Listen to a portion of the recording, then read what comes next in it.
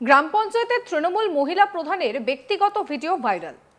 আর সেই video viral হতেই লজ্জায় প্রায় 1 মাস পঞ্চায়েত অফিসে আসা বন্ধ করে দেন প্রধান, যার জেরে ক্ষেপে যান গ্রামবাসীরা। অবশেষে 1 মাস পর প্রধানকে সামনে দেখে পুলিশের সামনেই চলে এলোপাথারি মারধর। হাওড়ার জগৎবল্লভপুরের বড়গাছিয়া 1 নম্বর গ্রাম পঞ্চায়েতের মহিলা প্রধান পূজা হাজরার একটি ভিডিও সম্প্রতি ভাইরাল হয়, যার জেরে লজ্জায় 1 মাস পঞ্চায়েত অফিসে আসা বন্ধ করে দেন তিনি। এরপর পুলিশকে সঙ্গে নিয়ে পঞ্চায়েত অফিসে এলে পুলিশের সামনেই তাকে গ্রামবাসীদের একাংশ মারধর করে বলে অভিযোগ। জগৎবল্লভপুরের বড়গাছিয়া 1 নম্বর গ্রাম পঞ্চায়েতের প্রধান পূজা হাজরার একটি ভিডিও মাসখানেক আগেই ভাইরাল হয়। সেই ভিডিও স্ক্রিনশট নিয়ে পোস্টার তৈরি করে লাগানো হয় এলাকায়। এমনকি পঞ্চায়েত অফিসেও প্রধানের চরিত্র নিয়ে প্রশ্ন তুলে নানান পোস্টার সাঁটানো হয়, যার জেরে পঞ্চায়েত অফিসে আসা পুরোপুরি বন্ধ করে দিয়েছিলেন পূজা হাজরা। এর ফলে ওই পঞ্চায়েতের কাজকর্ম কার্যত শিকয়ে ওঠে। গ্রামবাসীরা প্রতিদিন রূপশ্রী প্রকল্প, বার্থ সার্টিফিকেট অথবা বাড়ির ঠিকানার প্রমাণপত্র সহ নানান কাজে পঞ্চায়েতে এলে তাদেরকে খালি হাতেই ফিরে যেতে হয়। এই নিয়ে গ্রামবাসীদের ক্ষোভের পারদ চড়তেই থাকে।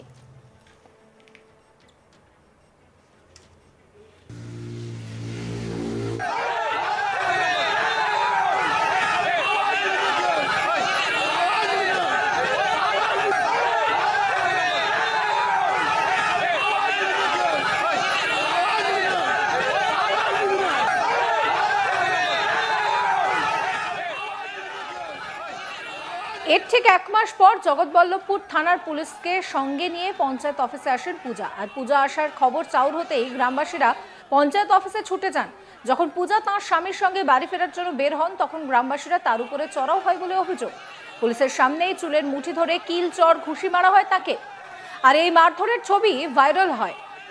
সেই ভিডিও আপনাদেরকে দেখালাম। পূজা হাজরার অভিযোগ যে তার পুরনো কিছু ছবি বিধায়ক সীতানাথ ঘোষ এবং অঞ্চল প্রধান জাফর মোল্লার নির্দেশে ভাইরাল করে দেওয়া হয়।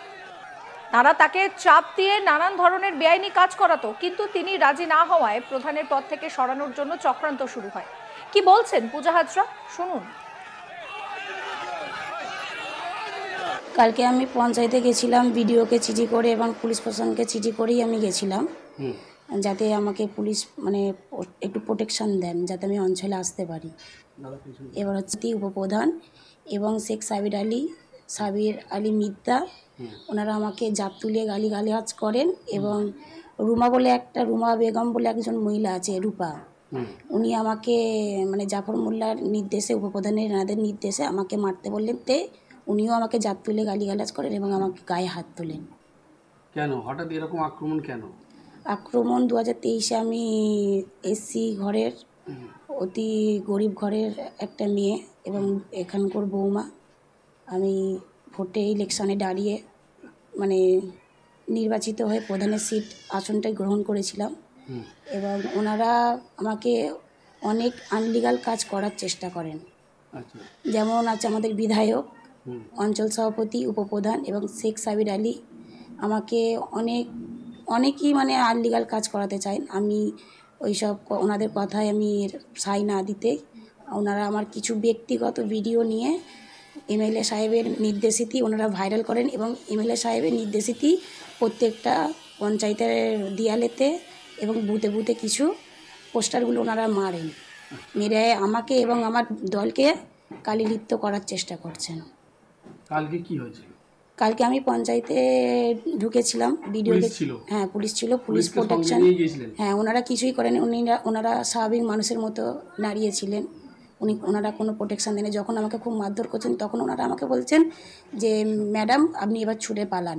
ছুটে পালাতে বলতেই আমরা ধরুন আমাকে তো ওই অত লোকের মধ্যে তো আমি তো আর বেরোতে পারছি না। এবং আমাকে কিছু আমার সদস্যরা ছিলেন, কিছু স্বাভাবিক আমাদের জনপ্রতিনিধিরাও ছিল, ওনারা আমাকে বললো ম্যাডাম বেরিয়ে আসুন বলে আমার হাত ধরে যখন টেনে বের করে আসছে ভিড়ের মধ্যে দিয়ে, তখন ওনাদেরকে খুব মারধর করে ওনারা। এবার মারধর করার মধ্যে একজনকে তো মাথা এতটাই মেরেছে, তার স্টিচ পড়েছে 2টো। এবং এরা কারা? এরা হচ্ছে উপপ্রধানের লোকেরা সব। এমএলএ সাহেবের বা বিধায়ক সাহেব উনি নির্দেশ দিয়েছেন অঞ্চল সভাপতিকে, অঞ্চল সভাপতি এবং আমাদের যিনি উপপ্রধান আছেন মানে সঞ্চালক আছেন জনস্বাস্থ্যের শেখ সাবির আলী, এনারা ওই লোকগুলোকে নিয়ে আসছেন। এনারাই পাঠিয়েছেন। তাহলে কি এই আপনার দলের লোকই আপনাদের সাথে এরকম ব্যবহার করছে? হ্যাঁ হ্যাঁ, দলের লোকেরাই এরকম করছেন এবং ওনারাও চাইছেন যে আমাকে এবং আমার দলকে কালি লিপ্ত করার চেষ্টা করছেন। কিন্তু দলেরই লোক তো? হ্যাঁ, দলেরই লোক।